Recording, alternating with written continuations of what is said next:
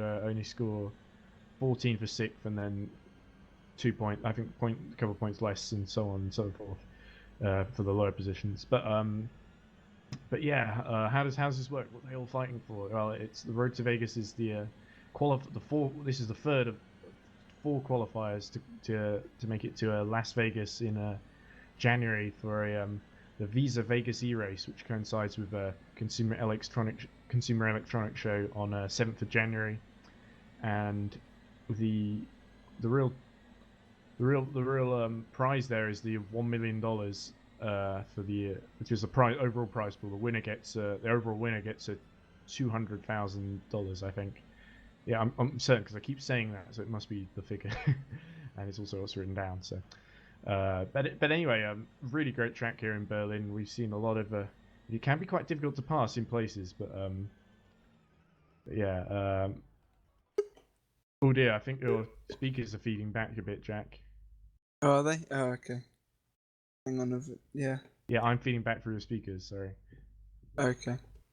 So we're just gonna try and sort that out. Sorry, folks. I'm gonna salute again. Sorry.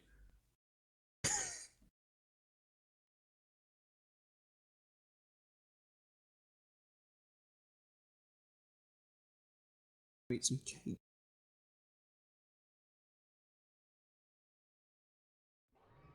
Okay. Oh, sorry about that, folks. So, are we still feedbacking? I think I might still be feedbacking. I don't know. I know. I think you're fine on my end. So. Okay, good. I think. Should we carry on? Yeah. Okay, let's carry on. Sorry about that, guys. Anyway, let's just briefly, very briefly, because I think qualifying starts imminently. So let's look at the overall standings in the championship this briefly. Gregor Hutu leads on 95 points. Ollie Picala is second on 90 points. Graham Carroll is third on 86 points. Patrick Holtzman is fourth on 74 points, along with Dave Greco, who's also on 74. Bono, who's sixth on 72. Alexia Loma, who we're going to see in this as well, along with Hutu and Picala, he is seventh on 68 points. Enzo Benito, who narrowly won from Patrick Holtzman in the last semi-final, he is eighth, also on 68 points, and Wisniewski, Nikodem Wisniewski is ninth on 68 too. Then we have Jackie Brzezinski on 63, Wyatt Gooden on 60, Peter Briljak on 59 points, he'll be in this too, he's in 12th at the moment. Christian Kwiatniewski on 51 points, Dimitris Parisas on 41, Louis Dalmal on 39, Alex Yusi on 38, Rob Lester on 38, Daniel Kiss on 35, Jesus Cecilia on 31, Mohamed Patel on 31, and Mark Gaston in 21st, who I can't remember how many points he's on, but he has made it through from the first semi-final, so it's worth mentioning him as well. And yeah, so qualifying has begun. We're 2 minutes in, and I think everyone's on their first warm-up lap. We're watching Ollie Picala on the screen at the moment. I hope it's not lagging too badly for you guys, but yeah, so we're just seeing him making his way around the turn 9 through the last corner onto this is the start grid, of course, but it's not where Carlos again and Picala weaves from left to right, warming up the tyres. And this hairpin, the starting beam is just at the end of this hairpin. All just turning in time, trying to get the widest line possible. There we go. I always keep on getting scared when they go into the final corner because it looks like they're about to go into the wall, but then they just turn it back. Stuff. You can tell. He's lost his wheel and he's in the wall. It's that wall that's caught them out. They had the special qualifying wall for that chicane that they bring out. They take it away for the race each time. But the whole point of it is just to dissuade people, I guess, and make it so hard to get a good lap in qualifying. But yet they still push really hard, and it's really great to see them. So anyway, I think it's fair to say no real big 53 second lap times yet after that first set. So we have Parisas currently fastest in this qualifying session for the third semi-final, 54.1979. Gregor Hutu in second on 54.714. So Hutu still hooking things up together. He's not looked as confident as he had in Paris, where he won, of course. Although I say that, he's just set a 53.487 for pole position, so shows what I know. And Peter Briljak is second on 53.540. Then it's Parisas on his 54.179. Then we have Picala, fourth, who we saw crash earlier, 54.980. And Miguel Ballesta is in the current final qualifying slot. If he finishes that place in the race and still qualifies there, he's in fifth on a 55.419. And really, we've seen a lot of we've not seen a lot of crashes in the races, but we have seen a fair few in qualifying. It tends to be the case with these Road to Vegas races. Yeah, for sure. I mean, it's in qualifying. It is more or less their first time out, so they are going to find the limits. And also, if they do crash, they can just go back to pit lane and then just come out again and just keep on doing the laps. However, you do sort of need to like calm yourself for the first couple laps, and then you start pushing. Because the thing is, Formula E, there's street tracks, there's walls pretty much everywhere. Yeah, it's wall-to-wall walls. And I'll just see that Alexia Loma has just slotted into third place with a 53.711.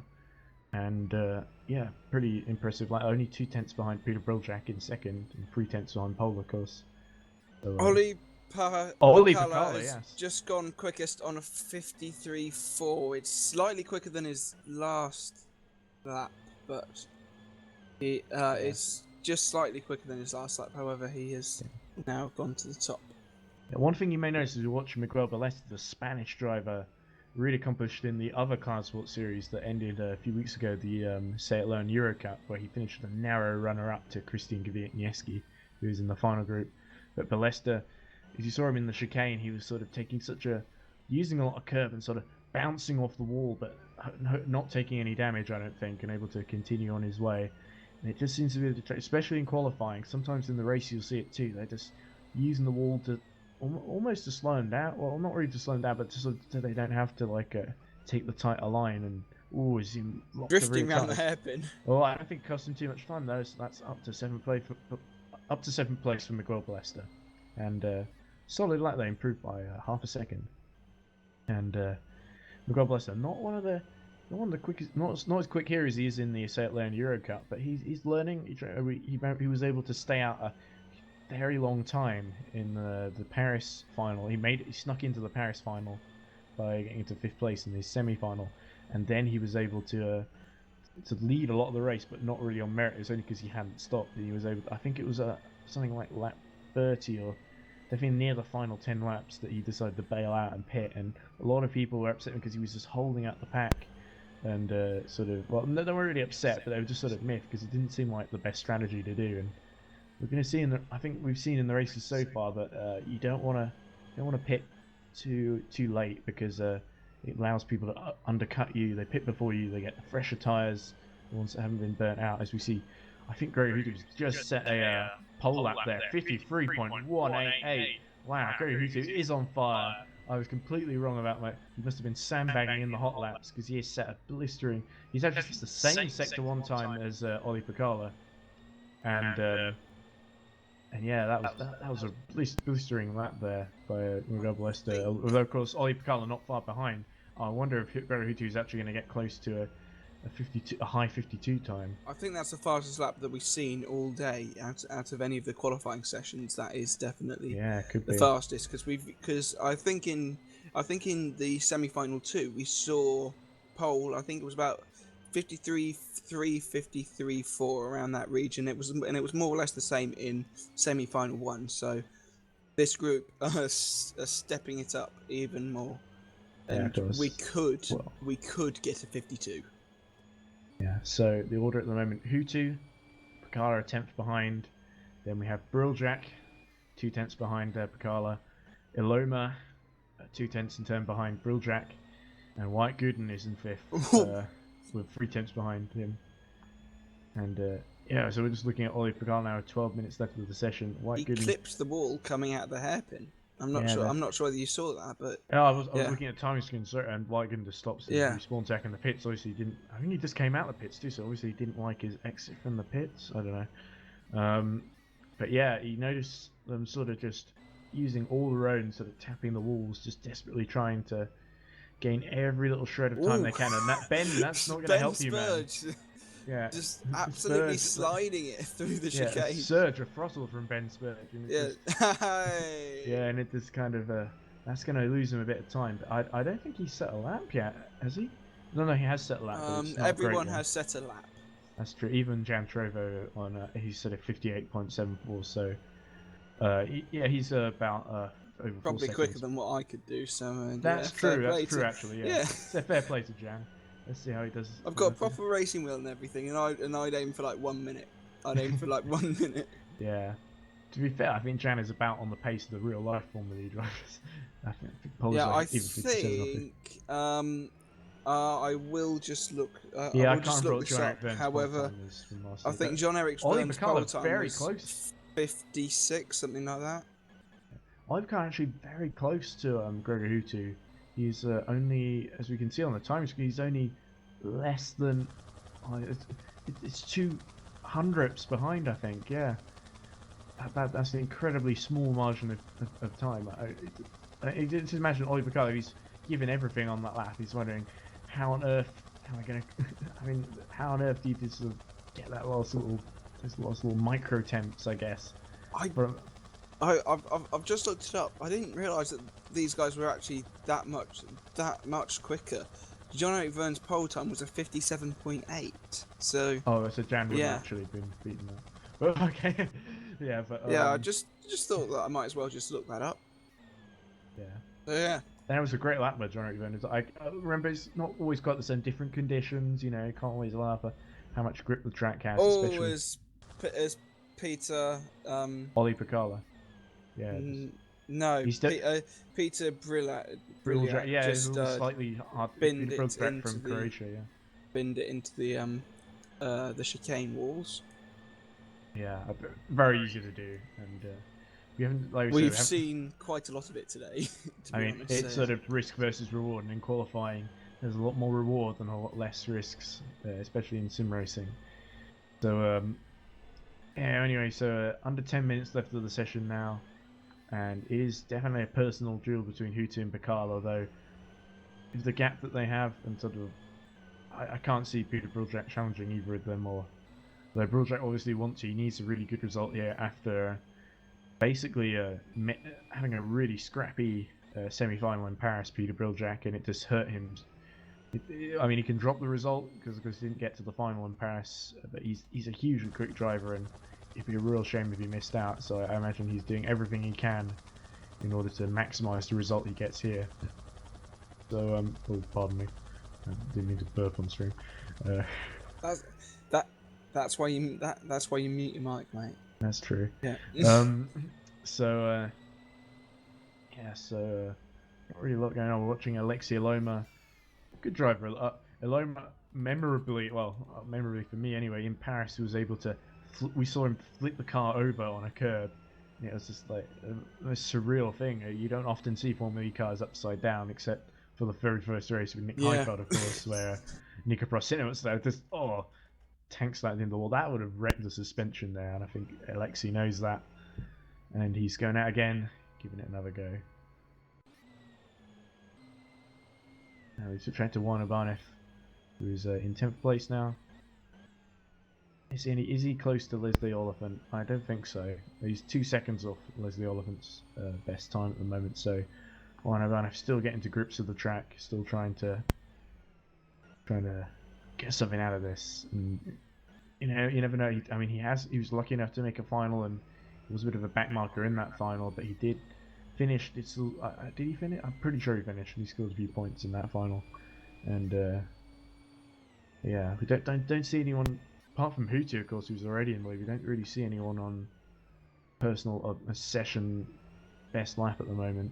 Spurge's got a good sector 1 though. I've just realised that all three best sectors aren't set by the same people. They're set by the top 3. So Hutu's got the best sector 1, Bacala's got the best sector 2, and Briljak has got the best sector 3. Yeah, that's encouraging actually, because it means that they're evenly matched. Like different. Oh, Bacala's sliding to a stop there. They get very bored, don't they? When they don't think, I'll just keep going. I think maybe it's because they want maximum energy to use on their qualifying lap, 200 kilowatts, of course. So it could be that they're using so much up on these quality laps that they're sort of running out very quickly and having to respawn with a fresh battery. Not something you can do in real life, of course, but here they let you get away with it. Yeah. We saw like people like Robin Fraintz in Hong Kong in real life. He crashed in qualifying, and they just about the Emilion Andretti team did a superlative job to fit a new tub to the car.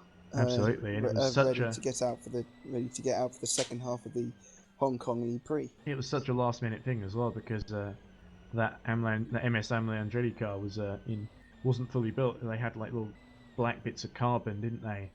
Indeed, and they just stuck stickers on it. They just stuck stickers on it. I believe they were still repairing it as the race was going on, and it wasn't until I think right before he came in that they got the cars about as good as they could get it in the time they had. But yeah, and the fact that they were to go on to finish 6th and the car didn't fail or anything, that's a big achievement for those guys. Yeah, it was absolutely phenomenal. Yeah. But of course, here their talents will be completely useless because it's all done by computer. Yeah. Yeah. Anyway, so 6 minutes left of the session now. We see Greg Hutu almost heading for the wall and then decide, no, I think I'll get another lap. They all keep on doing that, and it's really it's really annoying because you just watch them just almost hit the wall, and then it's like, nope. Well, it's all about when you're going for that one qualifying lap where you give it everything. It's all about preparation and making sure you get but they best don't widest run out you can. They don't even get the cut back or anything to try and make them accelerate for harder. So I don't really see the point of doing that, as we'll just see. Yeah.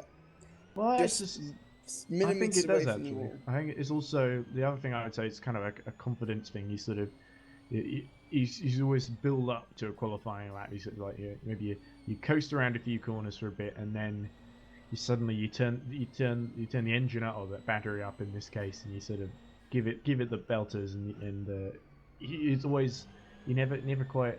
Sometimes it's different for different drivers. I think sometimes it's sort of it also depends on the car they're driving and how long the tires last without wearing out. But love this shot, by the way. So how close Ollie Picard got to the wall on the inside in absolutely 7 and 8. Shot. Yeah, and you'll see the Berlin TV tower in the background there, which is another famous landmark. It lets you know where you are. And Ollie Picard is still in second place, so that lap 10th down, but nothing to sniff at all. Yeah, so I definitely cannot see Hutu and Picard going much faster, if at all, than their current times. But I've been wrong before. I could be wrong again. Aloma in 4th and Whitegooden in 5th, so I think that's set to stay. Whitegooden, of course, currently, if it's before drop scores, so I wouldn't. No reason to say too soon, but currently he's in 11th place in the standings, so that means he'd be the fall guy because he'd just miss out on qualifying to Vegas, and kind of important here that for his sake that he makes the final, because especially in terms of calculating whether someone like Gregor Hutu, who's leading, of course, whether he can pull away ahead enough of Whitegooden and the other people sort of in that area in order to in the points in order to qualify a round early. I'm not sure if that's actually I don't think it's realistic, but it is definitely mathematically possible to qualify here. But and I'm sure Hutu would really like to do that. But to be honest, even if they don't do it mathematically, Hutu, Picard, Carroll, those guys really just need to. If they score strongly, they should make it. Yeah. Jan Trovo, we just switched to, is actually on a better lap here. Nearly 3 temps up. So let's see, going a bit wide there, Jan. But let's hope he's gained a bit of momentum here. He must be using a steering wheel, yeah. Because sometimes I look at the way Jan's steering, and it does seem very kind of. I don't know, gradual, like you only do it in sort of straight lines and stuff. Yeah, because let's see how he handles that last corner. It's not that easy on a controller or on. No, yeah, but I think there's a rule that you have to use a steering wheel. So I'm dead certain that Jan. You saw Jan didn't use the wider line there, Jack. Obviously because he was trying to finish a lap, but it was interesting that he's. That Jan is a little more bouncing the wall on the outside. Didn't quite steer enough there. But he's up again. This must be and we switch back to Parisas now in 6th place with 2 minutes left to go, and I really cannot see anyone challenging Gregor Hutu for that pole position, because or Ollie Picard for that matter. Those Finns just flying at the moment as they do.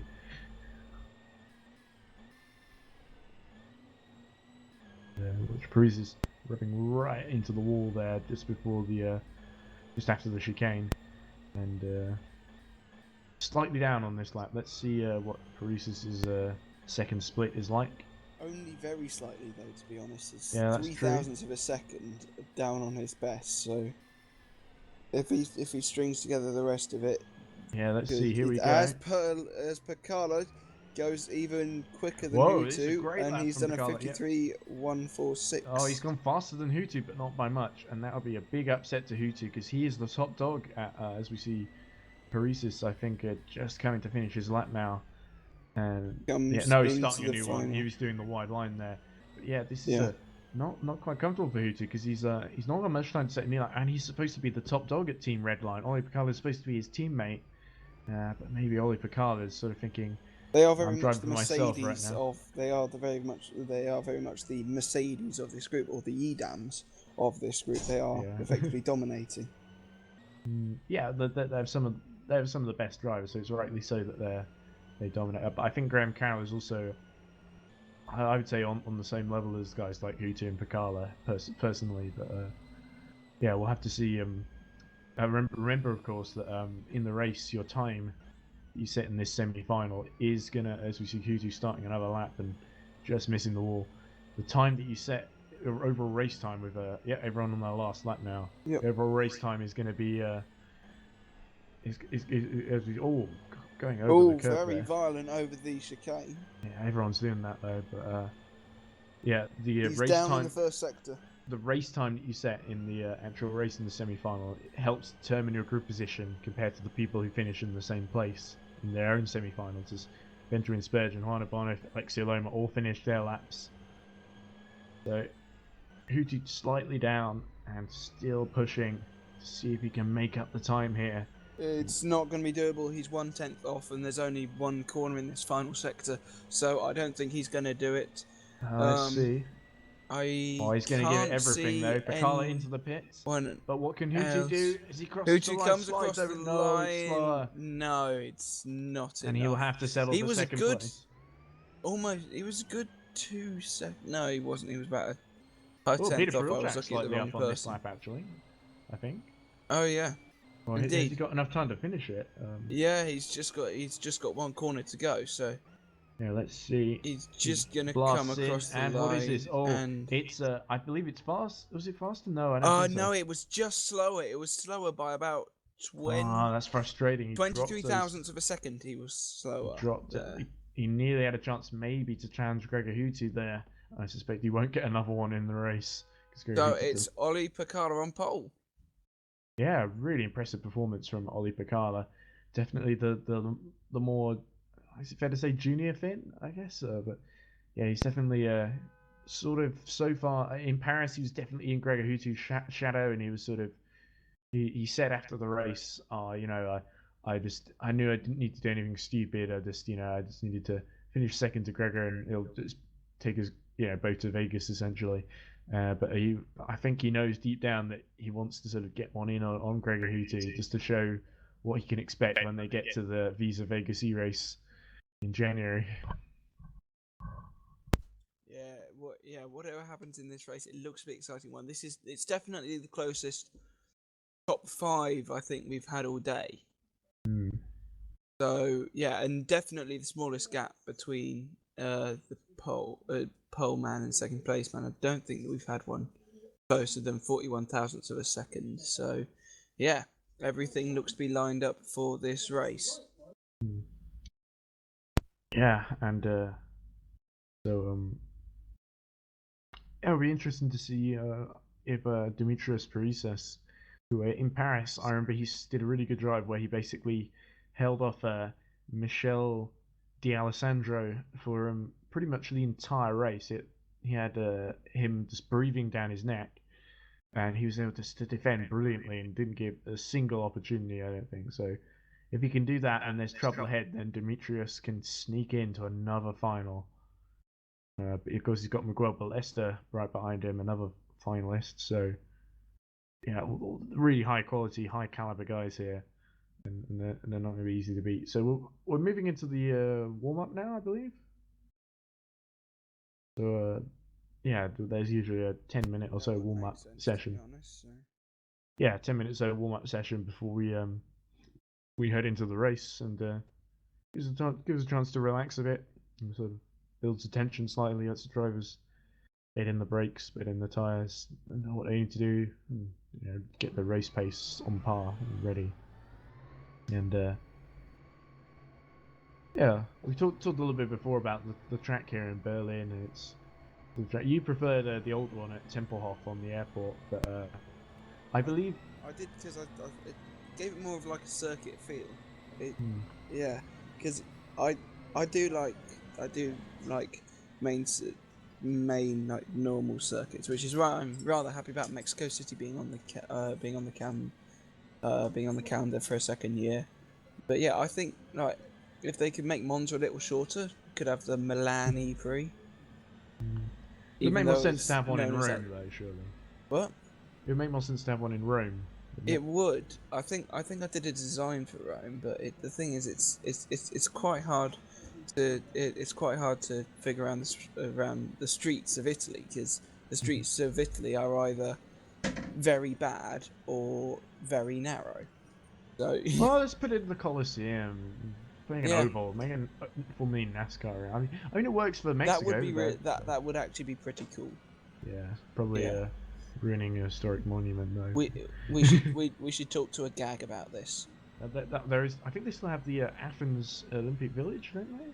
Yeah, they do. From 2004. I've made a Tokyo track as well. Oh yes, Tokyo should be one as well. Yeah, Tokyo. I hope that we go to. I think Adelaide. We're gonna Adelaide. I hope that we go to in season 4 for Formula E, because Adelaide is shorter than Albert Park in Melbourne, and it's just easier to go to. Looking at the comments here, someone asking what the format of the series is. It is a it is basically, like I said, there are 4 qualifiers, and so we have qualifying, and then a semi-final, and then the day after we have a final, and there are 4 qualifiers. We had Long Beach, we had Paris, with Berlin today, and then we have London on the December 3rd, which is the semi-finals, and December 4th, which is the finals. And then of course we have the grand final. These are all qualifiers that are building up to the main event at Las Vegas in the Consumer Electronics, or the Visa Vegas eRace, and yeah, with the huge amount of money on available, these guys can win there. There's have to compete against all 20 of the Formula E drivers. It's not just a couple like they get in the sim races that you might see before a Formula E race. It's the entire grid. It's going to be busy on track, and it's a fantasy Las Vegas track as well, based on, I believe, that Las Vegas Strip is part of the track, but we don't know much about it. I hope it's better than the Caesar's Palace F1 track that we used to have, because that was a little bit awful. I guess the camera angles didn't do any favours. To be honest, I think it's good that they can make it fancy, because I did try and design a Las Vegas track for Formula 1 a couple months ago, but yeah, it ended up being 8 miles long. It didn't end up in a car park, to make it a decent track. So no, it wasn't a car park. I used proper tracks, including the Las Vegas Strip. Holding a race in a car It's very, very hard to actually. It's very, very hard to actually create a track in Las Vegas. So if they can make it so like it's a bit like Rainbow Road on Mario Kart, then it's fine. Someone wants to know, does the race start at 5 GMT? No, not 5, 7 GMT, sorry. This race doesn't. I think this race will start in about 6-7 minutes time. Yeah, usually 6-7 minutes. We'll see. Let's see. Benjamin. Oh, I thought Benjamin was leaving without his rear wing, but it just popped into. It just appeared. Yeah, he did remember to take it with him. And just let see how he eyes through, which is quite nice and sensible of him. I thought he was pausing to go back. Oh dear. Well, I hope no one gets disqualified for that. I'm not sure who it was involved there. Lucky I couldn't see who it was. There's 2 people just piling. There was definitely 2 people piling into one another. There's like trying to. I couldn't really tell who it was. So yeah, apologies to everyone watching this. Yeah, it's very hard to tell. We didn't get a good shot of them, but yeah, I suspect. I suspect they'll have to respawn back in the pits. So it could either be Balesta, Ibanez, or Briljak involved there. Yeah. So in this warm-up, Ollie Picala still setting pretty good times here, 53.6. Jan Trovo hasn't got a front wing. He doesn't need it. Come on, he's gonna. He's faster without it. Trust me. He doesn't need a front wing. Yeah. So, but Jan Trovo still set a lap. Peter Briljak hasn't set a lap there. I suspect he may have been dogpiled on in that crazy. That could be entirely possible, as and Jan Trovo is exploring Berlin. the track, exploring the runoff areas. So yeah, I think he wants to go down into the nightclub nearby or something. Yeah, something like that, or he just wants to go have a cup of tea with Kimi Räikkönen. Of course, yeah. Kimmy's probably down there too. I think we're about to start now. Here we go. All being reset onto the grid for the warm-up lap.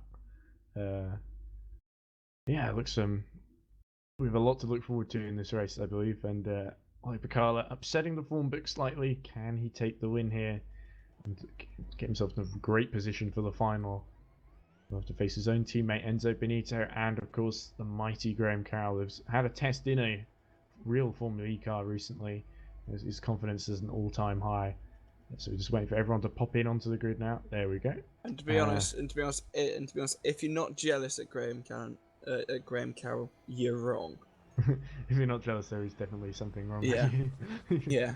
Yeah. I'm sure a lot of people would. A lot of people probably also crash the car to drive a Formula E car. Yeah, I think he was also sort of, apparently, according to him, I asked him about someone asked him about it, and he said he was picked randomly. So I don't think it was just. I think he got more lucky than just because he won the first race, although that obviously is nice, and the fact that he's a real driver helps him. Yeah, we got a nice new camera angle here.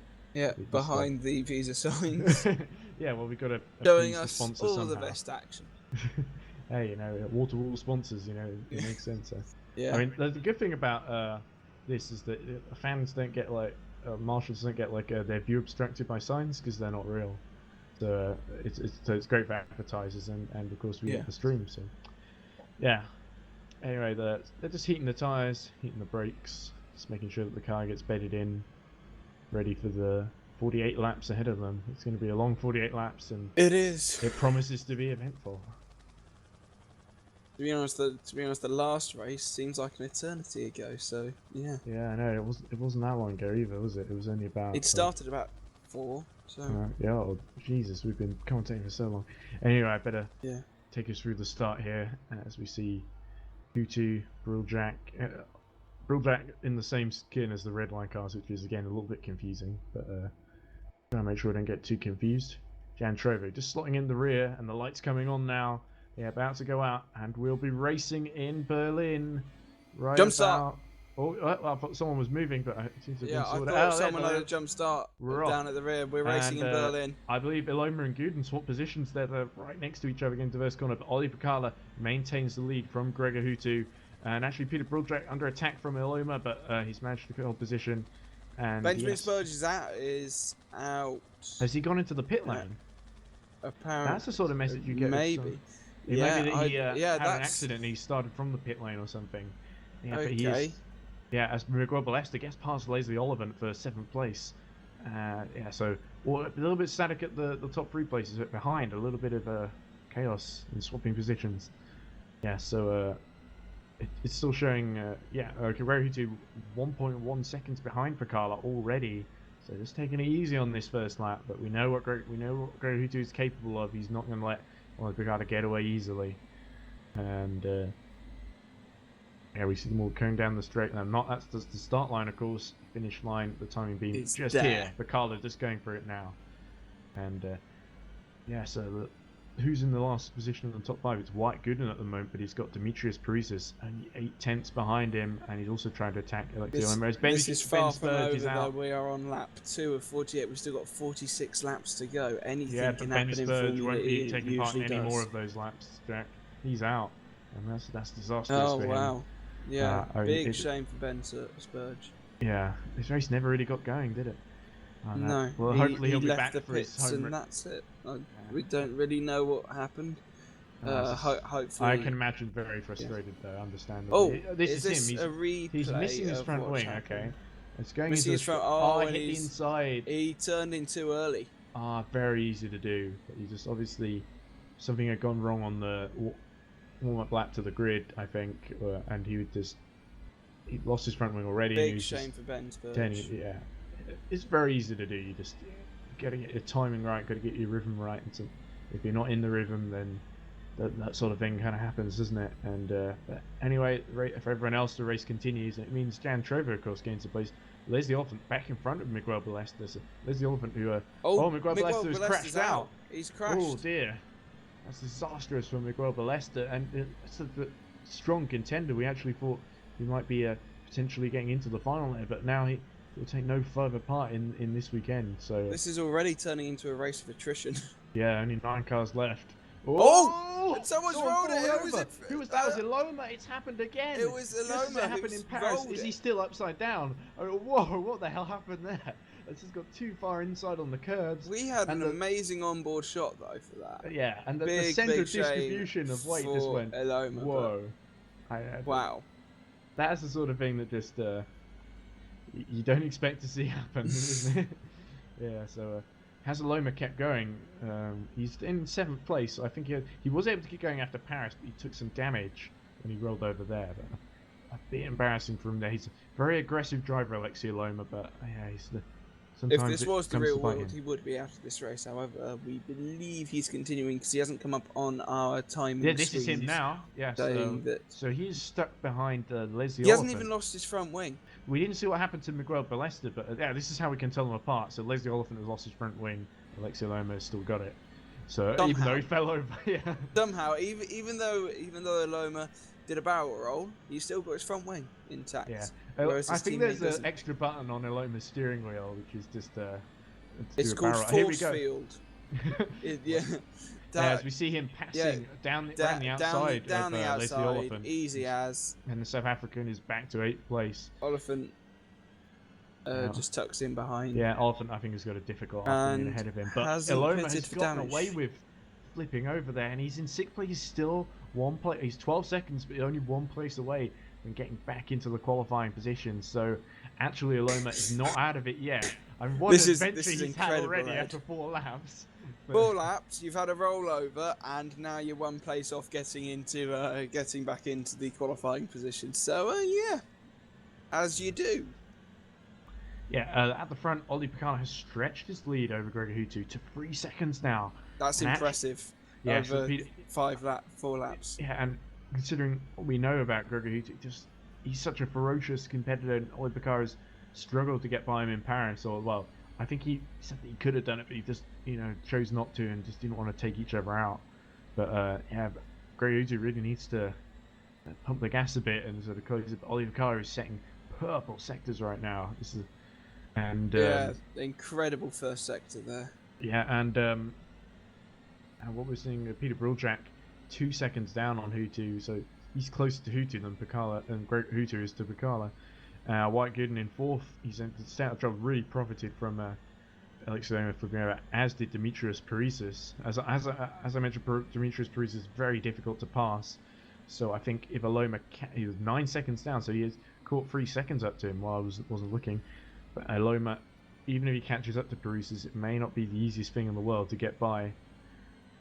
And of course we've got Oliphant in 7th, Ibanez in 8th, and Jan Trovo still trundling along in 9th. But well, yeah. to finish, it would mean that Jan Trovo had points. So yeah. Yeah, I thought we were about to say to finish first he must finish. Yeah, to continue trundling, even if if it is about 4 seconds off the pace, it's still good because you're learning, and also it keeps you in the hunt because he's definitely anything can happen in front of you. Yeah, in fact, he's actually doing far better. More people could DNF or have problems, which meant that you would go up the pecking order. And I was just about to say, Jan Trovo is already doing better than he did in Paris, where he was lapped on lap 6. And now lap 6, he's only 48 seconds down, so he's not quite yet. Maybe able to hold on for another lap or 2, which I think is. Paris a shorter lap or not? I can't remember.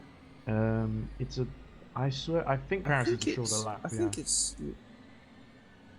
Not sure. Might be I longer. can't remember exact length in terms of kilometers. I believe it's something like 2.9.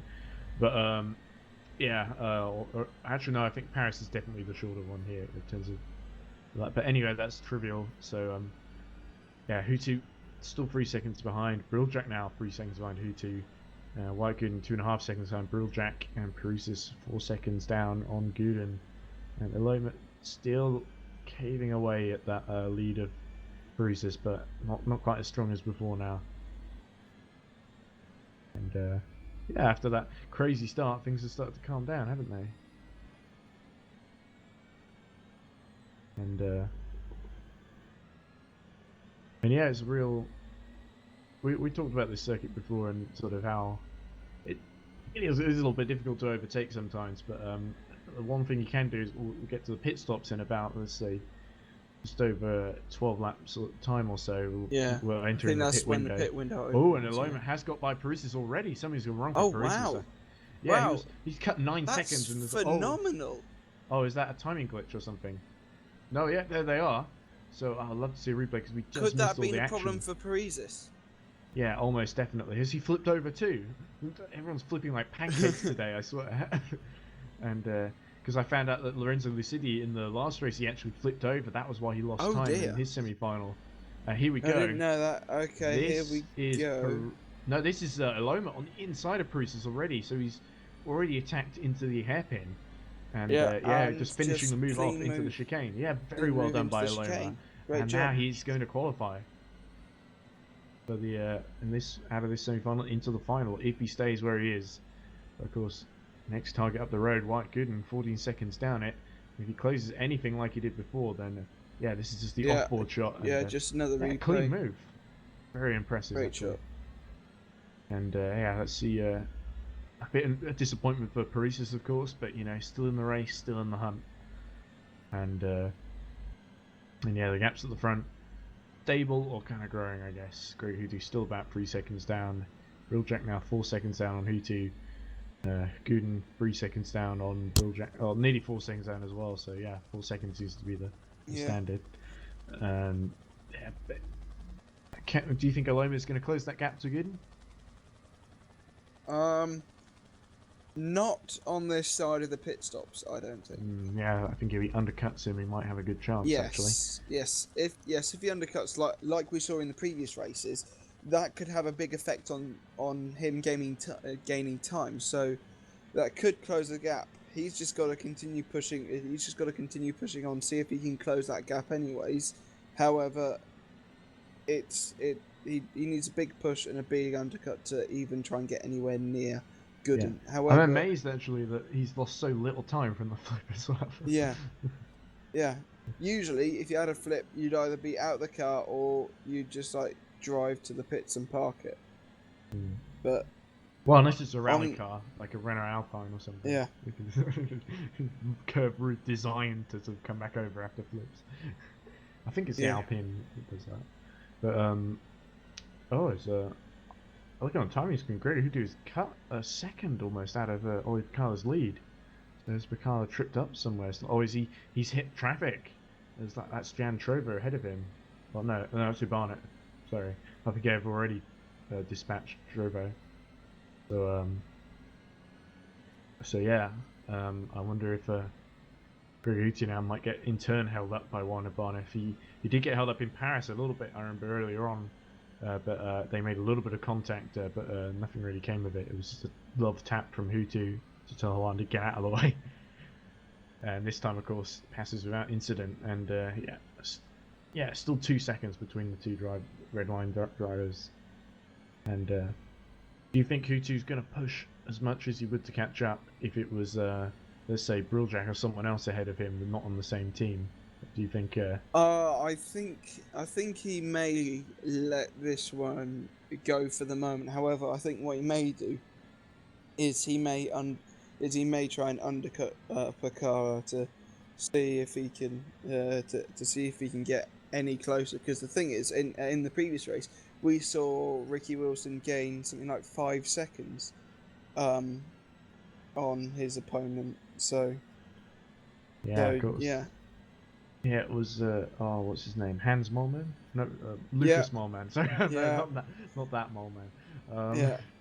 Yeah, so I've only been commentating for like 2 hours on this, so if I do forget any names, please excuse well, me. forgetting the names is not a big Yeah, issue. It's pronouncing them right. Anyway, lap 13 now, and Oliver Carl's still starting to actually pull out more of a lead. Once again, it's up to 4 seconds now, I think, and yeah, yeah, so it's definitely looking like a two-horse race, and I think after a while, if unless Gurrihuti does something really crazy, it could end up being a one-horse race. yeah. But A full-on Buemi leading from the front and just yeah, going into the distance. Demetrius Prus is actually doing fairly well to keep with Alexei Aloma. It's only about 3 seconds down at the moment, but I suspect Aloma's just got better pace and will continue to pull away. He's not indented too much into that 13-second gap. White Gooden 3.5 seconds down on Brilljack. Actually, not too far. I think White Gooden might be able to challenge Brilljack if he plays his cards right, because that's not too small. Well, it's starting to grow a little bit now as I say that. It's about 4 seconds right now, and I think that's grown slightly since. Yeah, it's fluctuating a bit. So Yeah, it's anyway. it's fluctuating between 3 and 4 seconds. So I say that goes up to 5, then back down to 3.7. I'll just ignore it for the moment. Yeah. it's just fluctuating all over the place. It's like when you're trying to watch the timing, when you're trying to watch the graphics along the bottom when you're watching the Formula One, it just changes every meter or so. It's ridiculous. Well, if it's a close race, yeah. Yeah. Particularly, and yeah, we switch back to Aloma on his quest to regain ground.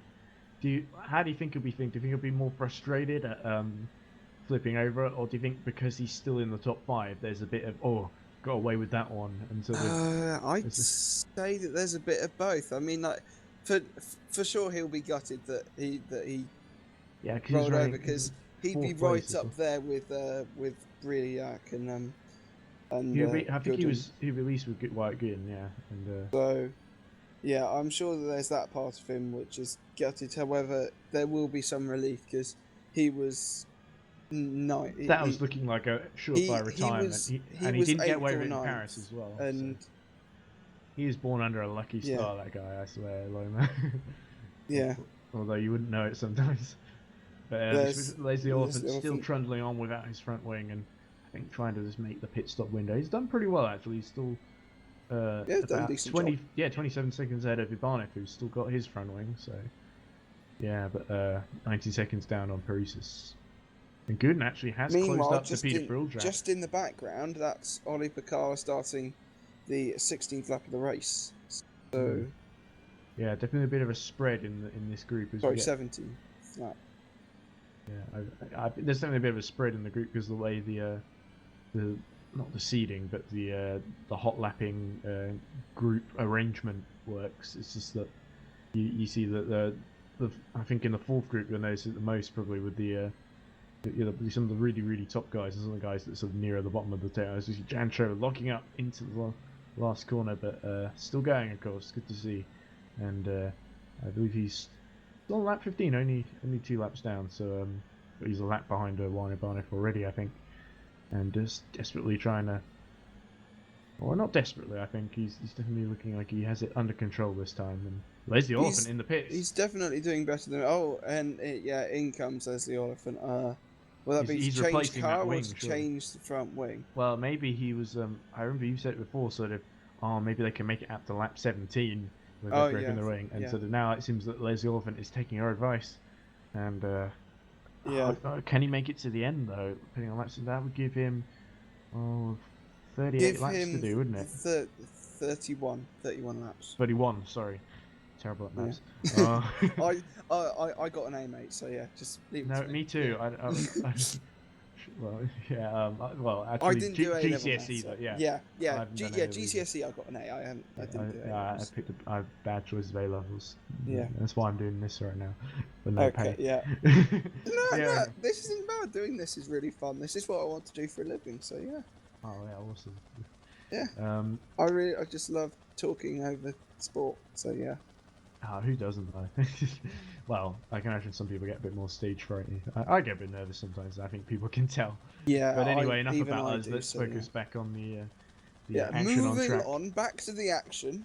Yeah, so Juan Abane through all that has through the stop for Leslie Oliphant has gained a place, but Juan Abane have not got the same pace as Leslie Oliphant.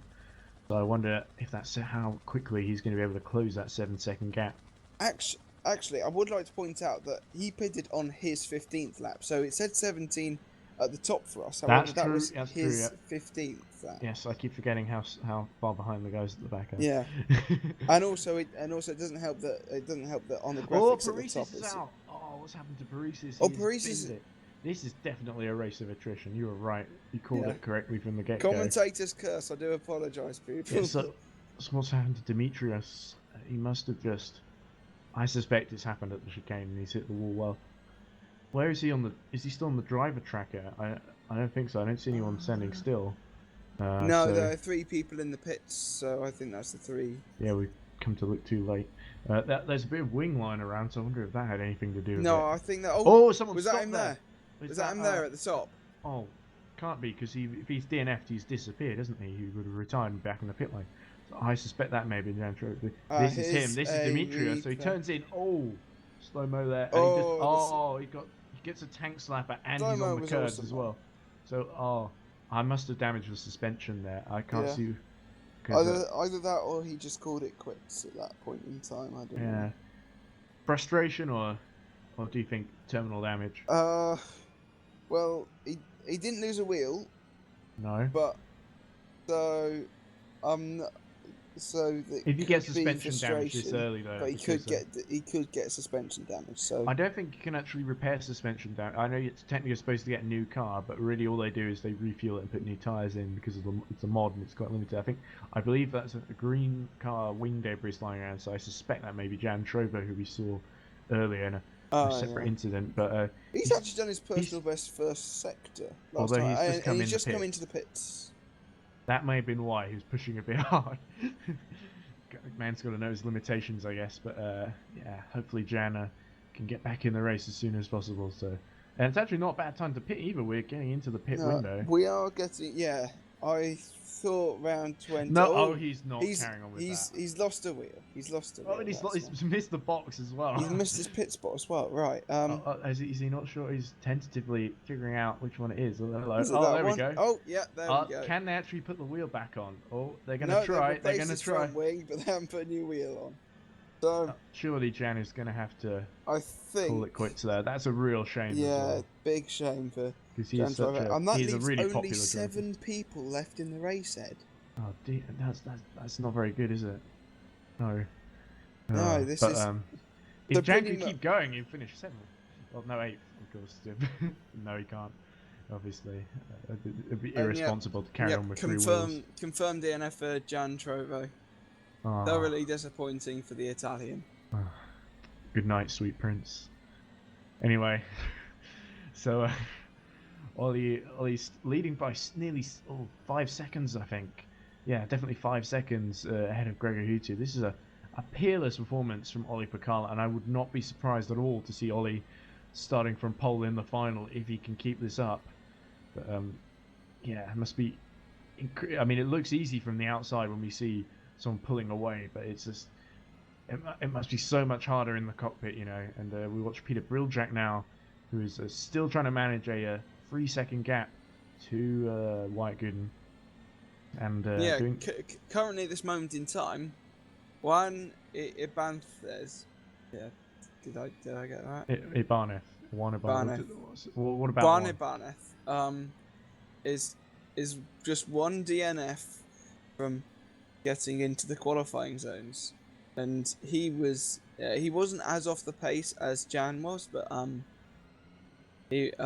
Juan was there between. Well, I think Juan has done this before, where he's sort of kept in the race and gained positions while other people have dropped out, and so even though he's far behind, he's sort of kept his nose clean, stayed out of trouble, and that's a great skill to have in this, an invaluable skill, I would say.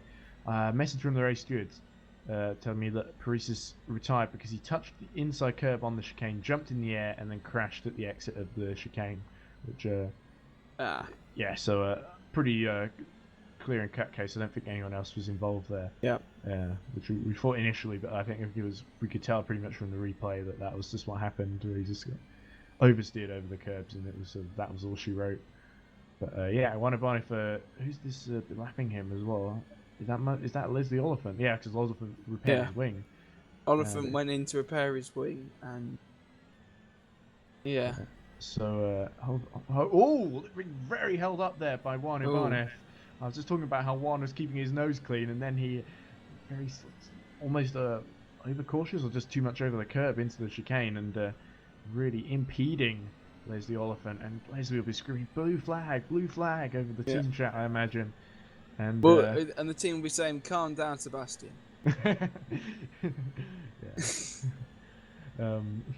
And Oliphant still behind him actually. So is he actually going to move? Oh no, this is for position. No wonder he's holding him up. Yeah, sorry. Yes. Of course, because he pit and he emerged behind him. That's why we're watching this battle. Yeah. As Ollie Picala's in the pits. Ollie Picala, the leader, has pitted. Yes, and Juan is going right to the outside, I think, conceding to Leslie Oliphant, because he knows that this is holding up too much in the chicane. Is anyone else going to come in the pits? No. So Ollie Picala undercutting everyone, it feels like. Although I'm surprised that not more people haven't pitted yet. It's just him and Leslie Oliphant. We are on lap 26 effectively now. So yeah. Yeah. So being the first one to being the first one of those to pit. So yeah, it's Picala a long way back. Just 3 seconds behind Alexia Loma. Yeah. So a little bit of clear road, but not a whole lot. Not exactly what I think we'd hoped for. And is Gregor Hutu going to somehow make the overcut work? I'm not so sure. We'll have to see when they all pit. And whilst we were looking at Picala pitting, Oliphant did actually get past. Yes, that's what I know. We were looking at that actually, as well as Hutu now in. I completely missed it. I wasn't sure. No, it's not fair enough. You're looking at the timing screen, you're looking at the things. It's hard to. Yeah, Hutu's in. I just noticed. So that puts Peter Bruljak in the lead, which is good for him, but he's still got White Gooden a few seconds behind, and I wonder if White Gooden is going to try and undercut Bruljak. Juan is coming in too, so it makes sense now. He's running in effectively last place.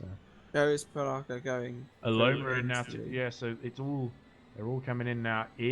And out comes Hutu, so the gap is Picala about has kept the lead, and he's increased it, in fact, to 6 seconds, as you say.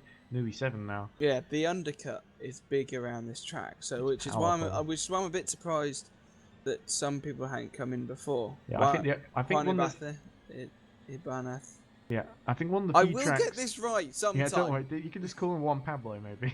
Yeah. Yeah. So as we watch Juan come out, if Juan won in Formula One, then would Juan want to win Juan Championship in the? It doesn't work with Formula E though. The pun. Yeah. It's Bruljak and Gooden coming in on the same lap, a second apart as well. So I wonder if oh no, not a second apart. 3 seconds actually. Just the timing screen deceived me. There they are.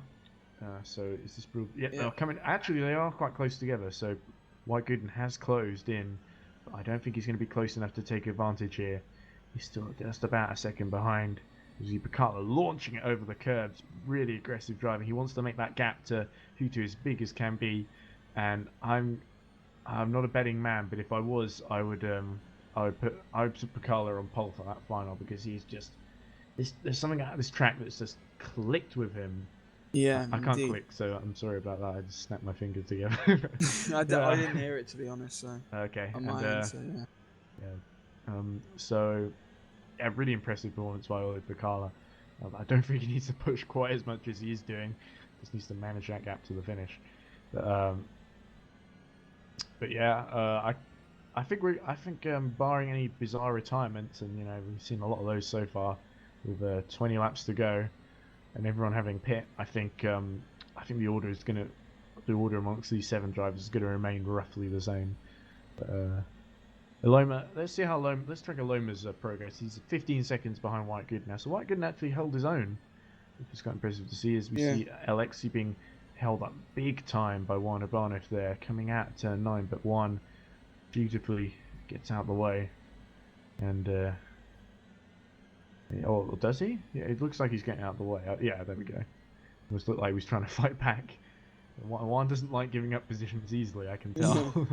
But, But yeah, with only 7, it's a shame only 7 drivers left with 4 Yeah, retirements. Like, I guess it's a, I guess, but these things happen. Especially, I think it seems worse because of the low attendance as well, and it makes sense because I guess a lot of people kind of dropped out in earlier rounds, or sort of there's it I think to make every single round in Road to Vegas is a big scheduling timetable commitment that you have to make. Especially, and you pretty much have to be free the entire But entire weekend. to be honest, would you push things aside to try and attempt to even win it? Because I would, because the prize is $1 million. Indeed, and that's something that Graham Cow mentioned as well, because he said he's been doing real racing for a long while in Formula 4, but he's sort of saying that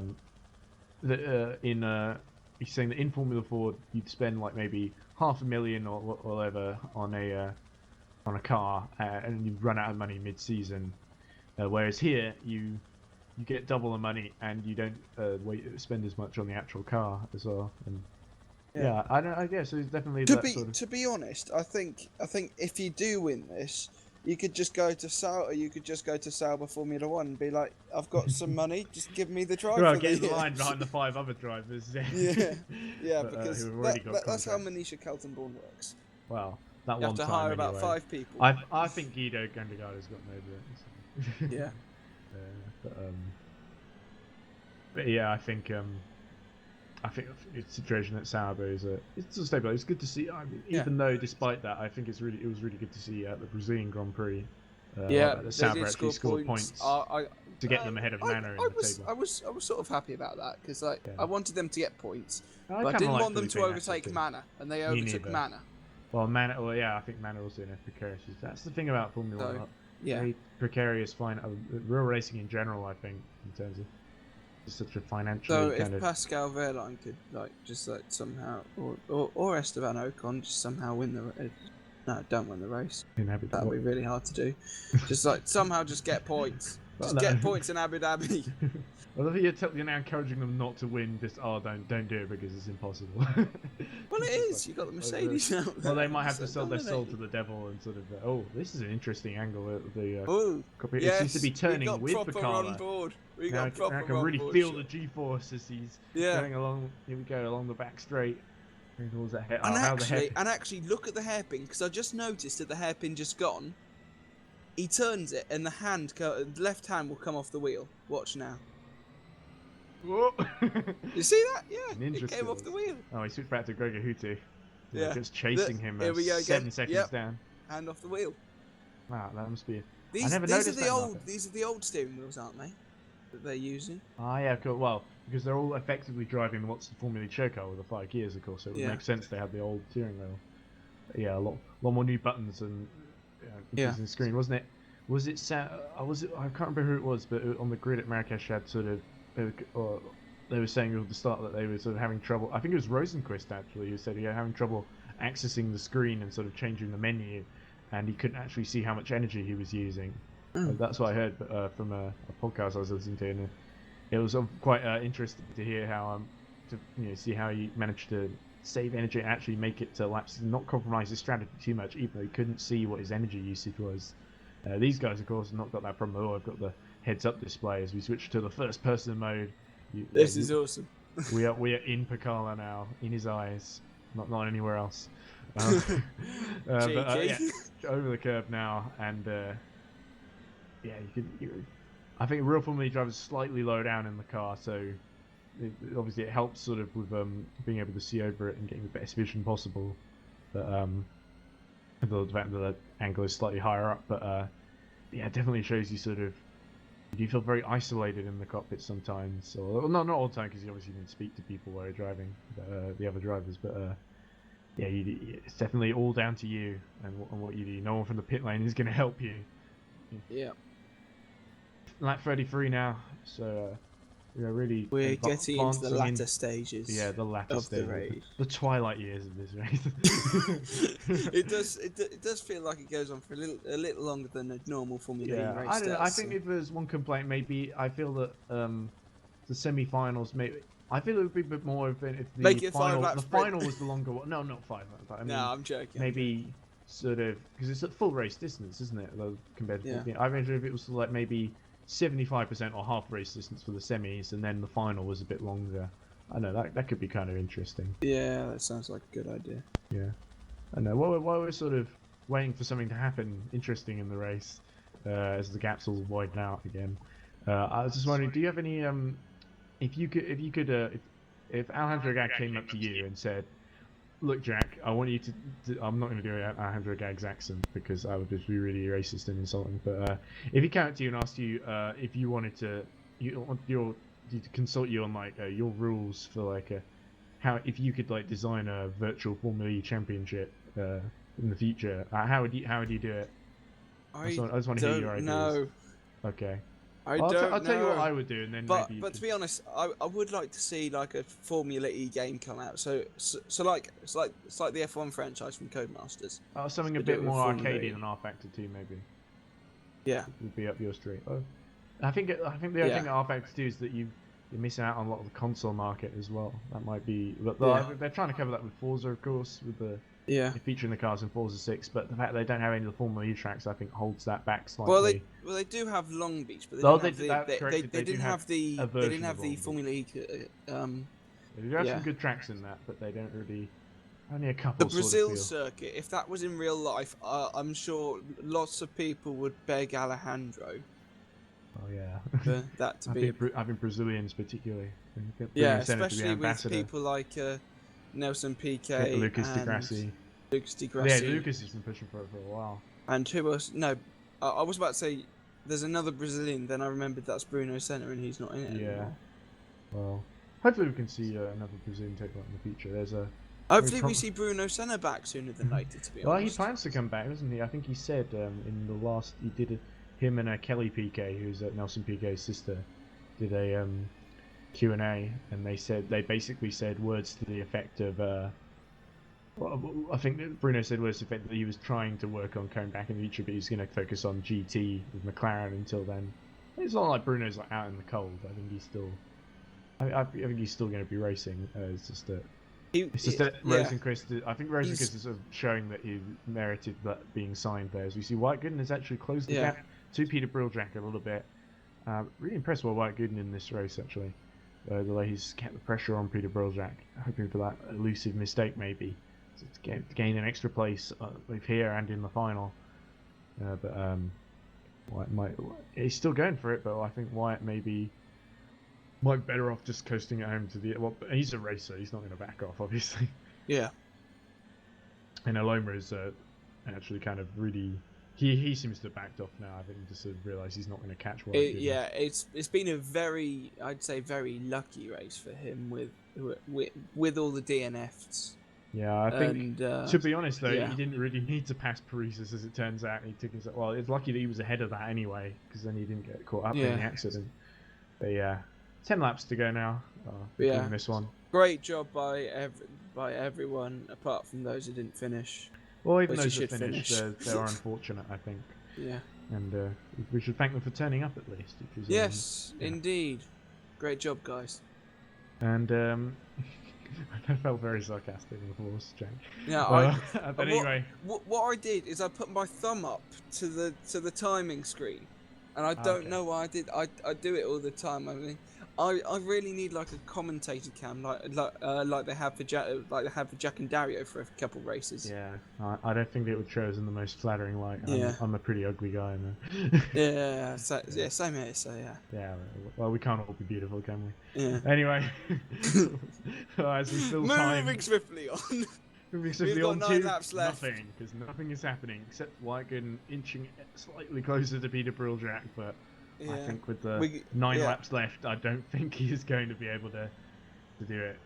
Yeah, 9 laps left. It's Oli Picala leading from Gregor Hutu and Petter. Nearly 10 seconds now. This has been a utterly dominant and sort of dominant drive by Oli Picala. He led from the start and he hasn't looked back since.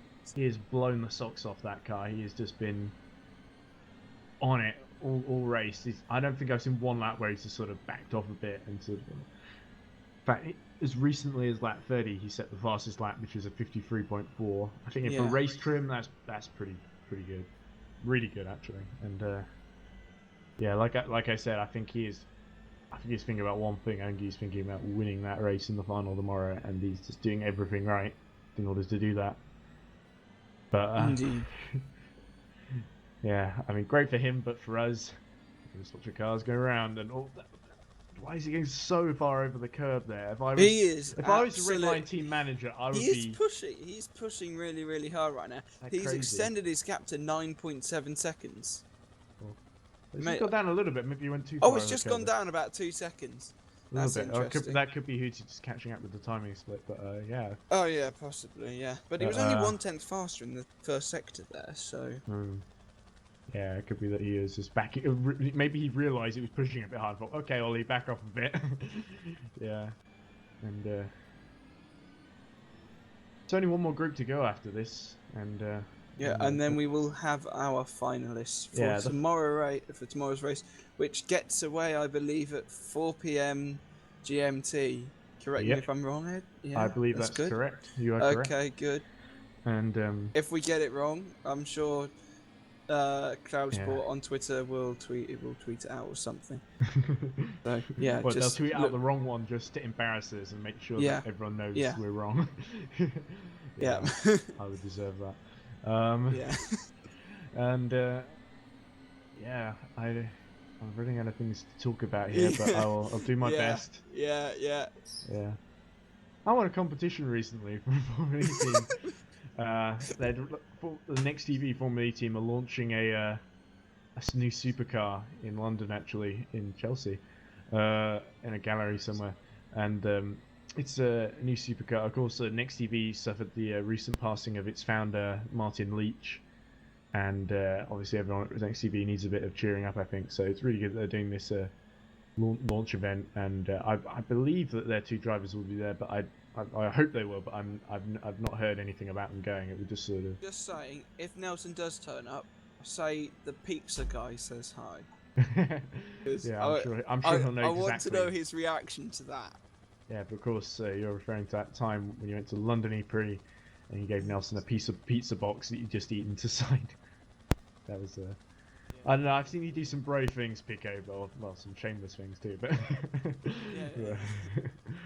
yeah. But anyway, it's really good. I'll let everyone know if they're interested how that goes. So this supercar is supposed to be incredibly impressive. They've been testing it at the Nürburgring Nordschleife. Oh, have they now? I didn't know that. Yeah. I just read a very insulting article.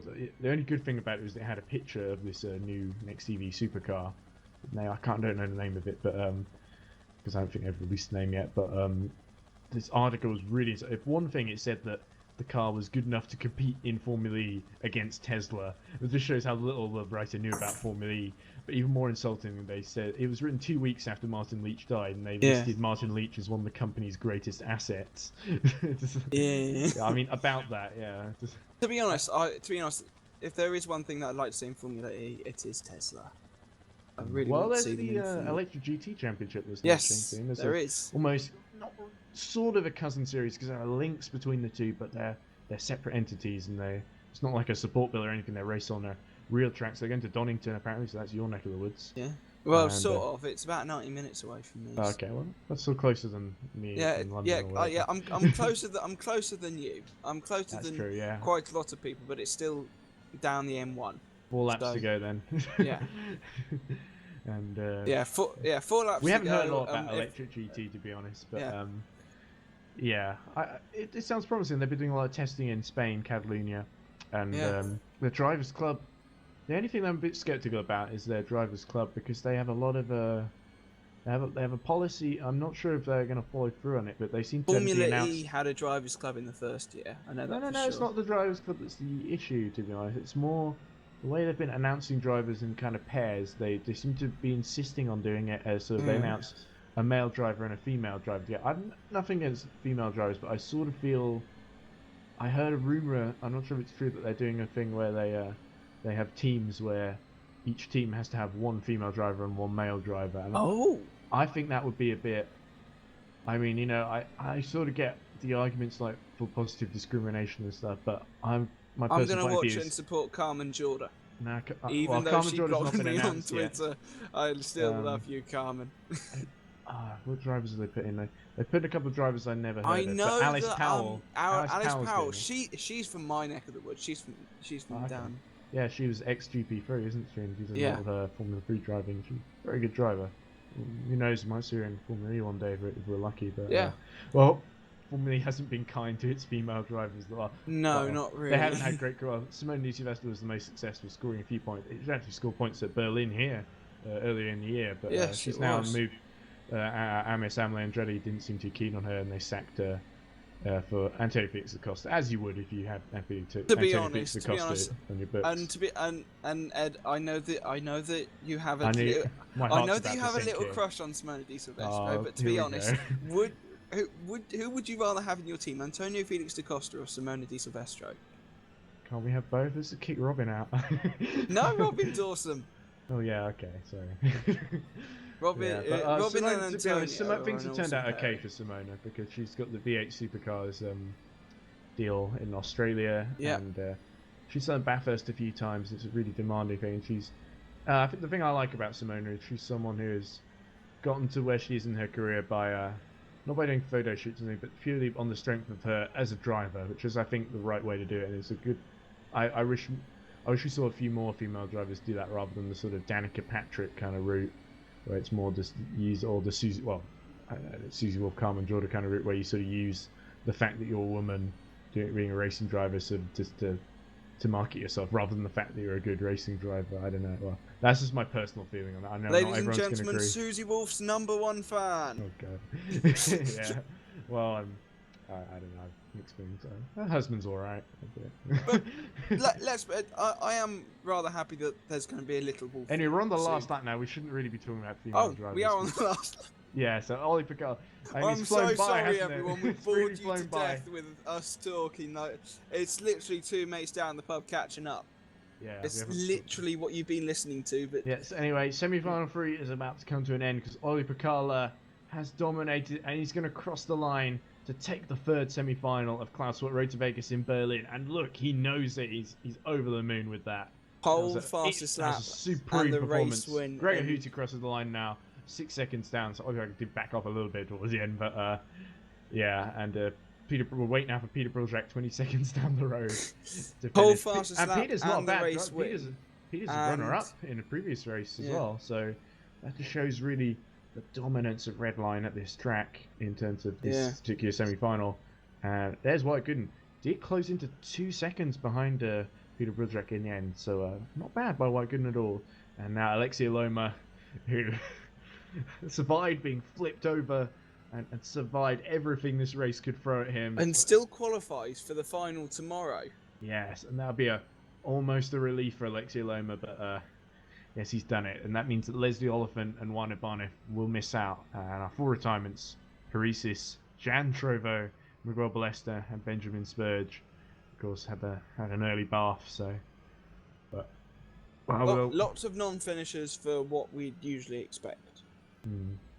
Yeah, I guess, but